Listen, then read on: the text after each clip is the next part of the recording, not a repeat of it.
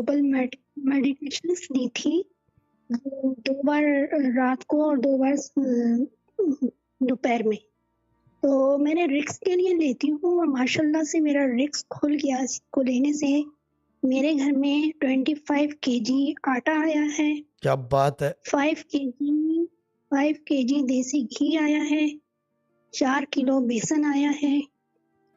ये और रिक्स मेरे घर में आता रहता है, खुल गया है। इसके और भी अलावा मैं इसके अलावा और जो है ये 4 किलो 2 किलो, इसके अलावा 2 चीजें और भी आई होंगी इसके साथ।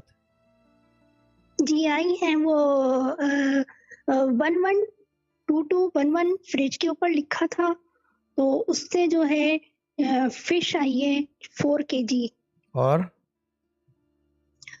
और ये आपने बताया था 20 जो है रुपीस एनवेलप में रखने हैं 10-10, तो हाँ, इसके ऊपर मैंने विश किया था। मुझे डॉक्टर की फीस अपनी ट्रीटमेंट के लिए पैसों की जरूरत थी, तो वो मुझे जो है ना 10,000 रुपीस मिले तो इससे।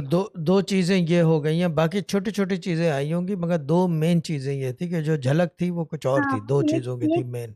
एक बड़ी ठीक है। है, एक बड़ी